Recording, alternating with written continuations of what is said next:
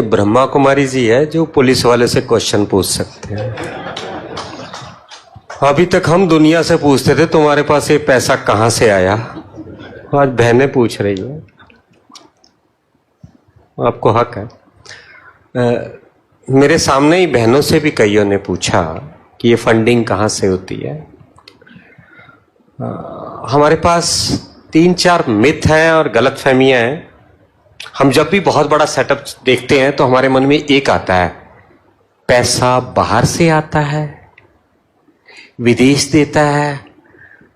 तो विदेश ऐसा थोड़ा आम का पेड़ लगा है सबको बांट रहा है, विदेश से नहीं आता। गवर्नमेंट देती है, गवर्नमेंट देती नहीं है, गवर्नमेंट लेती है। आपका पैसा ले रही है ना टैक्स के रूप में।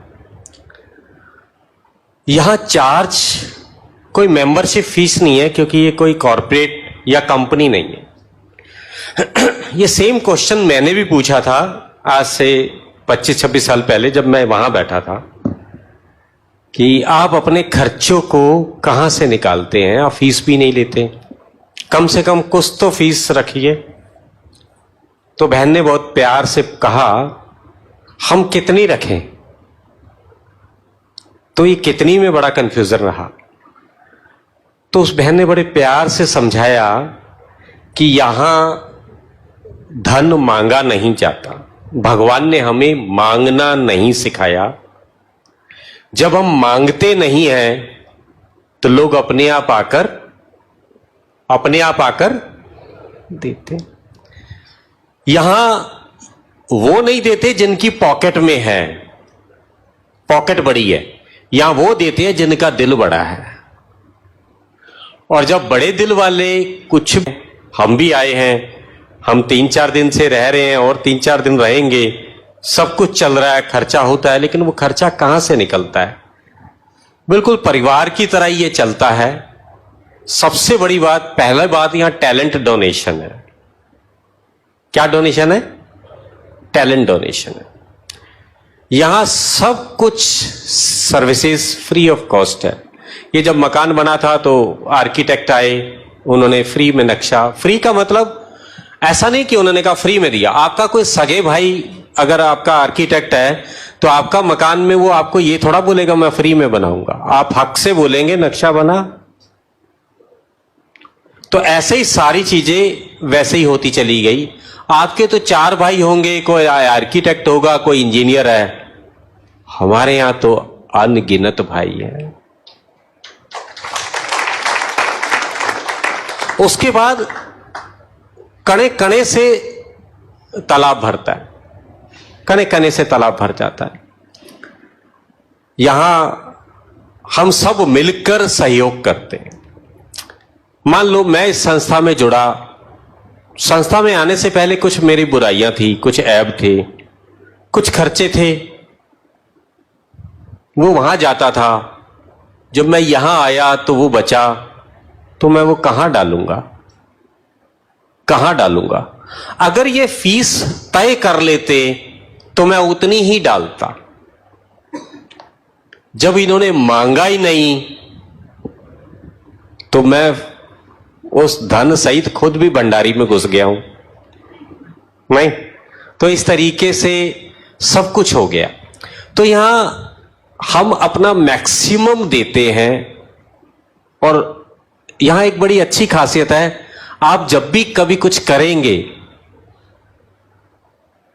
तो ये नहीं भाव रहता कि हम भगवान को दे रहे हैं, हम दे रहे हैं, दान दे रहे हैं, नहीं, हम जमा कर रहे हैं ईश्वरीय बैंक में, और वो ब्याज सहित मिलता है। ये तरीके से होता है।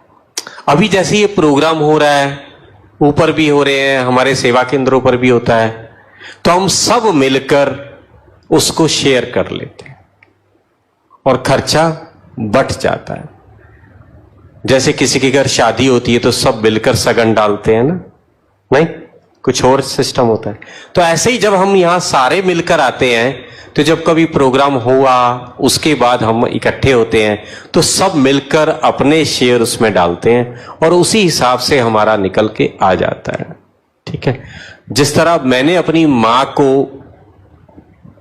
जब भी कभी धन दिया तो ये सोच के नहीं दिया कि मेरी मां ने मुझ पर कितना खर्चा किया। खर्चे के हिसाब से थोड़ा धन देते हैं, नहीं, मां ने जब मुझ पे खर्चा करा उसने हिसाब नहीं रखा, तो जब मैं कर रहा हूं तो मैं क्यों हिसाब रखूं। तो ये परिवार के हिसाब से ऐसा चलता है। जब आपका मेरा सबका सहयोग इसमें जुड़ता है, धन का, तन का और मन का, तो इसमें बरकत आती है। यहां 20,000 में वो काम हो जाता है जो बाहर 20 लाख में भी नहीं होता। तो इसीलिए आप जब भी कुछ दें उसके साथ मन जरूर लगा के दें। ये मेरी तरफ से सहयोग और ये मानवता की सेवा में, ये भगवान के घर में आप देखिए उसकी बरकत कितनी होगी। ये मैंने अपने जीवन में बनाया। तो ऐसे ही ये फंडिंग होती है। मैं बिना देखे अनुभव कर रहा हूं, हमारी बहन मुझे देख रही है, और अगर वो 2 मिनट का समय दे तो मैं कुछ सुनाऊं या अगले कुछ। हाँ, हमारे यहां ऐसे ज्ञान सरोवर परिसर बना था,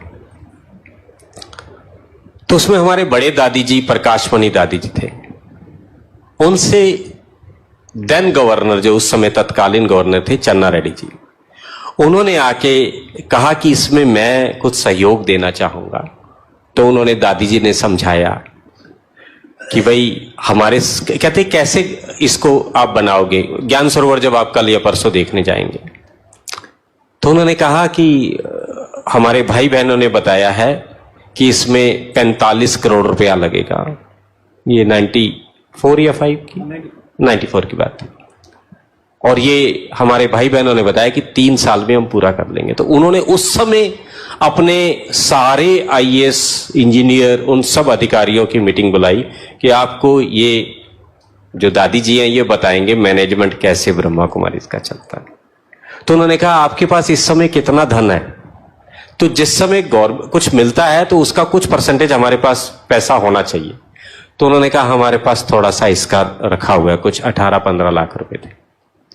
तो उन्होंने कहा हमारे यहां जब भी कोई कार्य शुरू होता है तो हर सेवा केंद्र पर एक भंडारी रखते हैं, और उन भाई बहनों को कहा कि हर रोज 1 रुपया आप डालेंगे। कितना डालेंगे? 1 रुपया डालेंगे। तो फिर दादी ने, उन चन्ना ने पूछा तो कितने सेवा केंद्र पे लोग आते हैं? तो उन्होंने कहा 5 लाख लोग आते हैं। तो दादी ने बताया कि हमारे भाई बता रहे हैं कि एक दिन में हमारे पास 5 लाख रुपए का इकट्ठा हो जाएगा। तो एक महीने में कितना हुआ? 5 दिए 15 लाख, 15 ही हुआ ना? हाँ, 1.5 करोड़, 1.5 करोड़ हो गया। साल में 18 करोड़ हो गया। एक साल में 18 करोड़ और 3 साल में 54 करोड़। तो दादी जी ने बताया कि 9 करोड़ हमारा बच जाएगा। और उन्होंने हिसाब लगाया कि जितना आप बता रहे हैं इसमें कम से कम 1 अरब से ज्यादा लगेगा गवर्नमेंट का खर्चा, और ये 10-12 साल से पहले नहीं होगा। फिर गवर्नर ने कहा कि सभी 1 रुपया डालें, क्या गारंटी है? तो दादी ने बड़े प्यार से बोला कुछ लोग 1 नहीं डालेंगे, पर कुछ 1 से ज्यादा भी तो डालेंगे। नहीं, ऐसे ही हम सब, हम जब भी डालते हैं, मैंने ये सीखा है अपने जीवन में। मेरी मदर जब भी भगवान पे फल चढ़ाती थी ना, तो सुंदर सुंदर छांट के चढ़ाती थी, सुंदर सुंदर।